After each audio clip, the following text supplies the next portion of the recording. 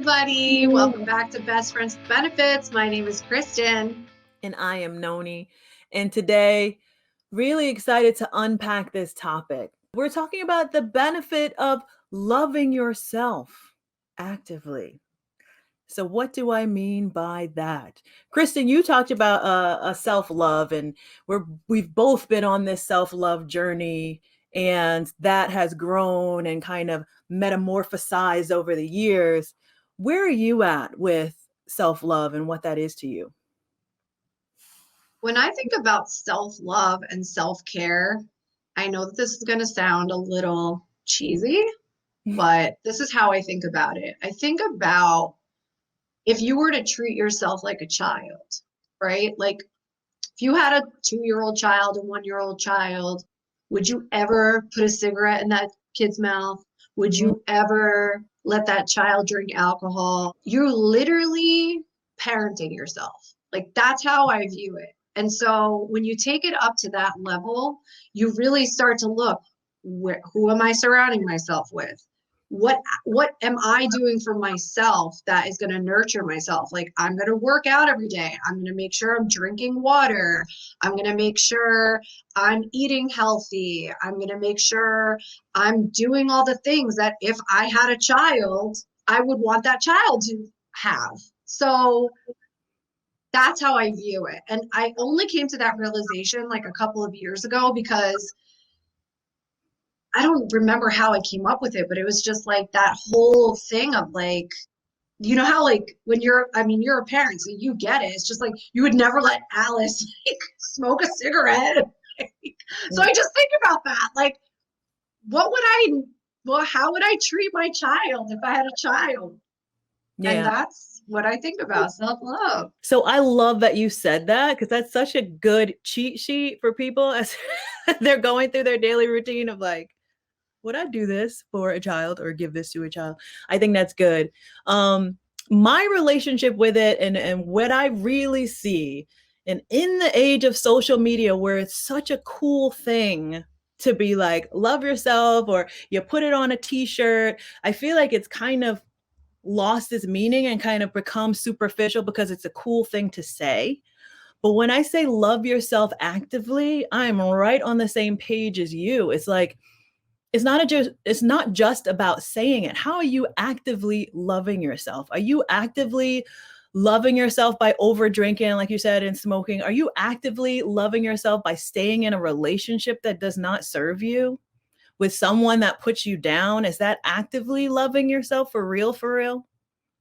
So that's what I really, really think is it's not just something you can say. It's like being in a relationship. You can't just tell somebody that you love them every day, but you're cheating on them and you're lying to them and you're XYZ and you know, it's the same way. You got to have the same relationship with yourself. How are you showing yourself that you love yourself? It's like show and prove is the main thing. Oh Because my God. sometimes, we're not going to put no names out there, but there's sometimes where there'll be influencers and celebrities are so heavy on confidence and they love themselves, but then it's just like, ooh, it's just so overt. And I don't think it's something you need to validate. I don't think it's something you have to proclaim every second, because that is something that it outwardly shows already if you do love yourself. And it's not about like outward appearance or you always have your hair and makeup. It's really not that. It's just kind of, the way that you carry yourself and the way that you treat yourself and not putting up with things. Like you really show that the boundaries that you set. Listen to the boundaries episode, people. But I feel like that's really a way to show how much you actively love yourself.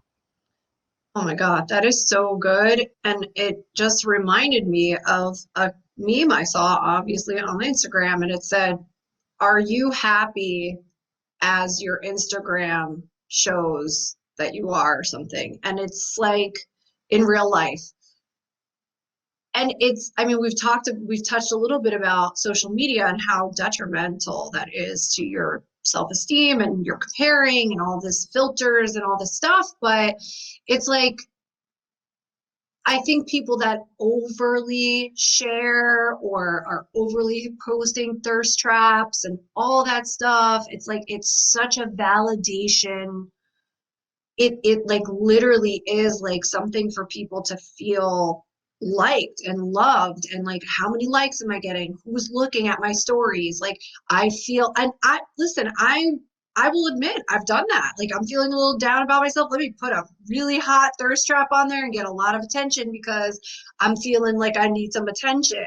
And if you do that regularly, it's so mentally skews your perception of yourself. And and like you said, like you don't, if you're actively loving yourself and you're doing all the things and you're taking care of yourself and you're working out and you don't have, there's nothing to prove to the outside world that you have confidence or that you love yourself. Like if you're good with you don't have to prove anything to anybody. Like you don't. And it is a fine line because we are in the age of social media and sharing all our lives and everything. But so, you're right, sometimes it shows like a little bit of it's like overcompensation or something. So good. So, so good. And I think in that vein, just having a little bit big sister moment, and talking about the journey of even getting here. I remember I used to hear the phrase, just be yourself, just be yourself. And I would get so annoyed. I'm just like, I'm figuring that out. Like, I don't know what that means. Be yourself. What does that even mean? And what I've truly discovered, and this is going to sound obnoxious, right? Because it's like influencer talk, but I think of it like, is this on brand for me? Like, is this my brand to do this? And it doesn't, you don't have to be an influencer, you don't have to be like a celebrity, but if everyone had in their mind what their brand is, like if it is not my brand to trash talk somebody else or to put another woman down. That is not something that's true to me. You know, even if you're still discovering like what you're doing, you know, who you are, you know, in your spidey senses or your intuition, if you do something and it just eats at you and you're just like, ugh, that's not on brand for you. That's what that means. That's what being yourself is. It's doing what feels right to you. It's not doing something that feels off, or but you want to do it because you want to get a boy to like you, or you want to do it because you want this group of girls to like you. I remember, it's so funny, and I hope she's not listening right now, but I remember being on my senior trip, and there was this girl that I befriended, and I was so shy in high school. Like I had no friends when I first started because I moved from school to school and I never really learned that skill of just like, oh, be my friend. This is why I latch on to Kristen so much, because she is that person. But I remember like my first friend that I made, and I was like so excited, and you know, we were bosom buddies, and I discovered that the popular girls in school didn't like, thought she was a nerd or thought she wasn't cool, and I like backed off of like being friends with her after that. And I remember being at our senior trip, and there was like a snowball fight, and I was like really good at throwing for some reason. I threw a snowball and hit her in the face, and everybody started laughing, and she got so upset and started crying. And then the people I made friends was like, what's going on, is this a fight? And da-da-da. I was like, you know what, no. I took her and I walked her to the bathroom, and she was just like, Stephanie, I would never expect this, like you to do that to me, and da da da. And it was just so, that was the moment that I was just like, what are you doing? Like, this is not you. And I apologized. And I was just like, you know what? I am sorry. And then after that, like we were cool. But I really remember that as an example of, that was not my brand. That's not who I was. I was trying to like do something to be in with people when that wasn't it. Did you have any off-brand moments, Kristen, growing up? I have too many to report. But I love that whole concept of being on brand, off brand, or it's like really being true to yourself. And in a way, having that moment with that experience to really get to for yourself, like, no, this is not who I am. Like, this is not true to myself. And, what am I doing just because I want to be popular or get attention or have the cool people like me? You know, yeah, I've had many moments of like trying to be someone I'm not. I think sometimes too, it's like as you go through your journey in life, you think you are someone, or you try to project who you think maybe you are or how the world perceives you. Like, I mean, I had a phase where I was like bleach blonde hair and like this whole like I tried to be like this singer, like Marilyn Monroe style, like glam, like the bleach blonde hair. It just like wasn't me.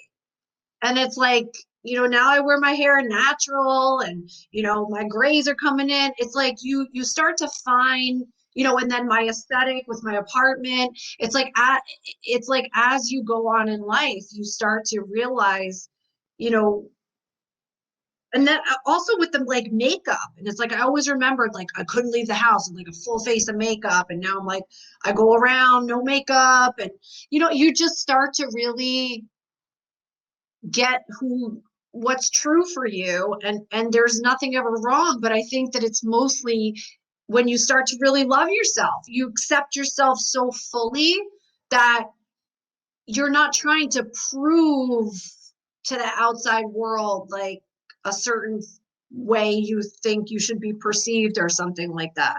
I mean, I don't know if that makes sense, but I just think as you grow up. Good.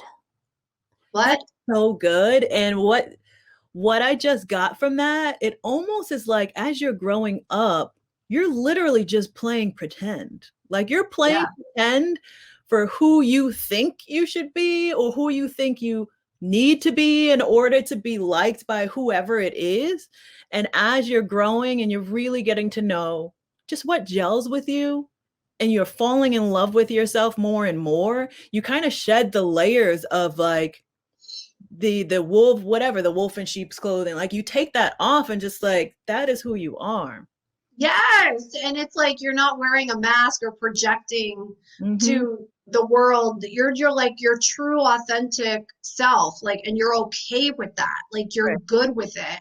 Like I just remember, and it comes from a lot of different things. It's like I just remember my mother always being like, don't leave the house without lipstick on, or you know make sure your hair is straight. And we like I never even knew I had wavy hair until years ago when I like ran out of the house for a fitting like with wet hair because I was late, and I was like, oh my god, my hair waves. I didn't even know. But it Crazy. was just like I had an image in my head of what I think beauty was, or what we get taught that. And it's like, no, like it's so beautiful to have your own little quirks. Or I used to hate my ears and I would never wear my hair up. I still don't really, but I've gotten a lot better about it.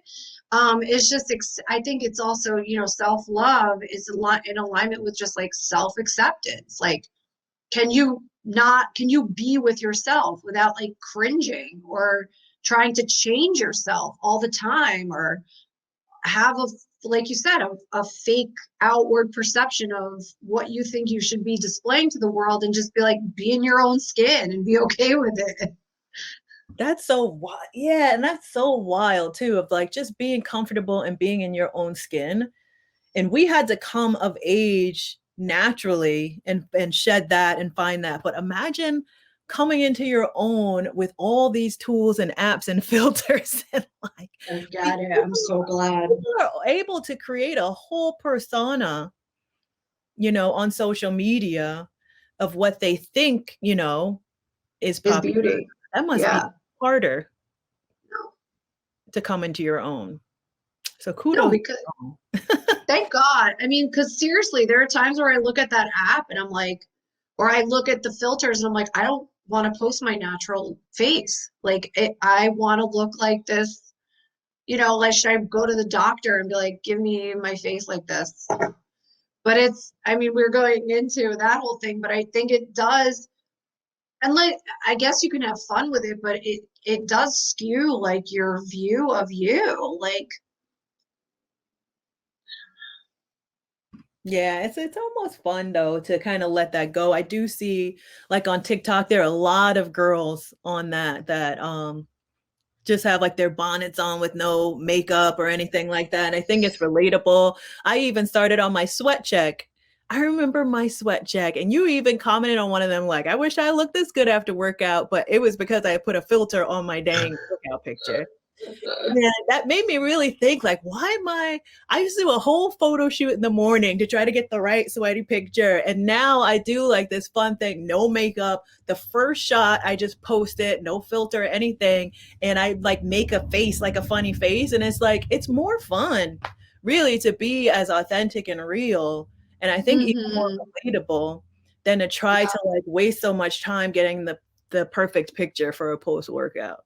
But that's just like a small, tiny example. It's almost like freeing in a way. Once you stop caring and you don't give a you know what, it's a really nice sense of freedom. Freedom. I It tell is you that. freedom. Try it. Try it. I mean, I was the girl that had to bring my makeup bag, my whole makeup bag, like tons of makeup everywhere I go. Cause I'm like, you never know when I'm gonna have to like put makeup on. And it was like I would carry this huge bag around with me all the time. I mean, this is obviously pre-COVID because where the hell no one's seeing me now, but well, soon we'll be able to get back to real life. But it was just like it's like you're you're like a victim of like looking good and like trying to Yeah. perceive like always try to like Project perfect. project perfection. Yeah. Ooh, project perfection. And it's almost like a prison, you know? Excuse me. It is. I just burped. I notice. Um, but I think when you really do the work for yourself, like on loving yourself, Mm-hmm. and it sounds so cliche, like you said, like, oh, love yourself before you love anybody else. It's really just accepting yourself, like where Mm-hmm. you're at, and that you're on a journey, you're fine the way you are. I remember I always think about the song you wrote, like, you should play that song for this episode, the Be Okay song, because Wow. it's just like it really is like that. It's like, you're okay. Like, we've been through a lot this year and a half. Like, if we can make it through this year, where we're at now, it's like, we had some time to like really just be with ourselves and learn a lot about that. You know what? Life is fleeting. We don't know what's going to happen tomorrow. And we got to just love ourselves and how we are now. And there's nothing to change about you. I love that. And I do feel like a lot of that self acceptance, it kind of takes away the need to self medicate like we do because we can't cope or deal with, you know, what we see in the mirror or who we are. Is you're accepting Mhm. that. You don't have to. I mean, I know there are a lot of implications to all the vices, but I think that is a part of it for sure. Well, I will tell, I mean, I can speak to this. I've been 201 days with no alcohol, and it's over 6 months now. And I have to tell you, Noni, I am like, I get to sit through the times where I have anxiety and I have worry and I have doubts and I have things where before I would numb myself, I'm feeling it, all the feelings, and I'm going through the eye of the needle and I don't need anything.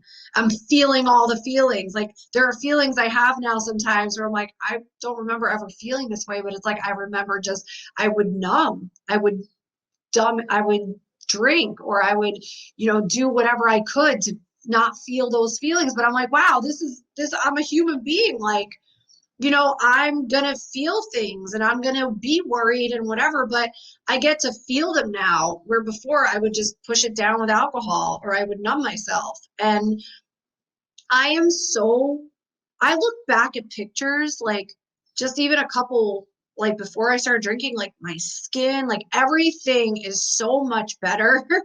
And I just really think I'm never going to drink again because it has changed my whole perception on like everything. Like I'm more clear headed. Like I feel better. I don't miss waking up in the morning and feeling like crap. Like there are so many benefits in not drinking, and I feel like we could do a whole nother episode on that. But it also is in alignment with like it's my brand now. Like it's on brand for me not to drink, and it's also like it really plays into my self-love and my nurturing and self-care to myself.